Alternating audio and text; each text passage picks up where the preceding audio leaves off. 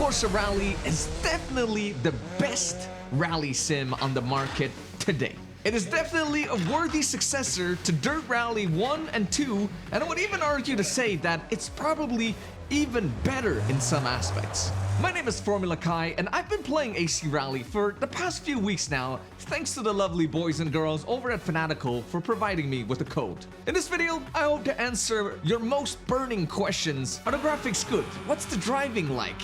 Is the handling any good? And most importantly, is it worth your money? But before we get into it, I do want to preface by saying that this is currently in early access, so some aspects of the game are a little rough around the edges. For example, my handbrake is still not properly recognized. Menu navigation can feel a little clunky at times, but I'm sure the devs will bring in some much needed quality of life changes. We live in a time of uncertainties, and I have to tell you, this game is truly a breath of fresh air. Though not developed by Kunos themselves, it is using their critically acclaimed physics engine. And though the handling is quite unforgiving, it still makes sense, if you know what I mean. But that is precisely what I expect from a raw rally driving experience. If your car suddenly starts tweaking, your first reflex is not to start questioning the validity of the handling itself. I've been driving quite a lot on this game for the past few weeks, and I have to say, it's been really fun to feel all the intricacies and details the wheel is trying to communicate with me. You can really feel the small pebbles and the small texture changes in the road. It's quite subtle, but you can actually feel quite a lot of detail. Every action has a consequence. 50. No. Brake. No. Left. Tightens 2. Held the brakes a little too long going downhill, the rear steps out. You didn't stabilize the platform before heading into an off-camber turn, well, you just died. No! The driving experience is pretty rough, and I don't mean that in a bad way. This handling is not for the faint of heart, and I quite like that. As of right now, there isn't really a dedicated career mode, but I'm pretty certain that will be added later on. You can host custom stages with a lot of customizability.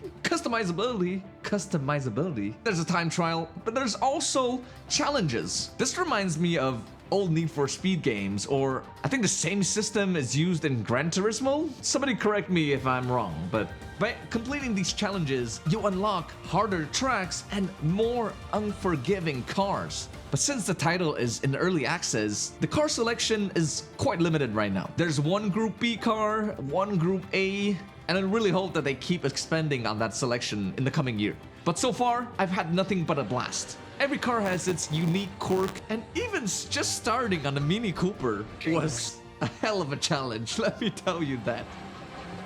Kinks. Into 5 left. And I, for one, am beyond excited to see what the studio can bring out next. When I first loaded up the game, nothing really jumped out to me right away. But that doesn't mean it's a bad thing. Most of the time, that means that the graphics looks pretty natural or realistic. The environment looks incredible. And the crowd looks pretty amazing too. Unlike the husks we're used to seeing in most sims. The trees look absolutely insane. It feels like this is one of those 400 gigabyte mods from Skyrim that brings your graphics cards to its knees, because I'm running a 4090 and this game is bringing my computer to its knees. The gravel looks gorgeous. When you race in the rain, you can see lightning striking the trees in the distance, and there's a lot of tiny details that really brings this world to life. For example, the reflection of the dashboard off of the windshield. And when you just happen to cut after your co-driver said don't cut, and your door falls off, the engine noise gets a little louder, and you can hear the wind whistling in your ears a little more. I wasn't a big fan of the procedurally generated stuff from Dirt 4, and a lot of the lines seems pre-recorded before the stage, and that kind of gives you a more natural flow to it. Right, short, 50, over over crest, flat right, into I could go 6 on left, for days 100. about all the small little things that I really come to appreciate as a rally fan. Because I'm playing this with the Pro Sim H-pattern shifter and the clutch pedal. And I gotta say, it's quite the challenge, but I've had nothing but a blast in the past few days. Maybe it's just that inner rally fan in me that's giggling every time I launch this title. Or maybe it's the fact that you can go into the showroom and open all the doors and honk the horn and play with the lights. It brings me back. It makes me feel like a little boy playing with his Audi Quattro model in his bedroom again. If you're a rally fan, then this sim is a must for you. But the combination of the graphics and the immersive driving experience would even make me recommend this to somebody that's unfamiliar to the rally scene. The driving is raw but fair.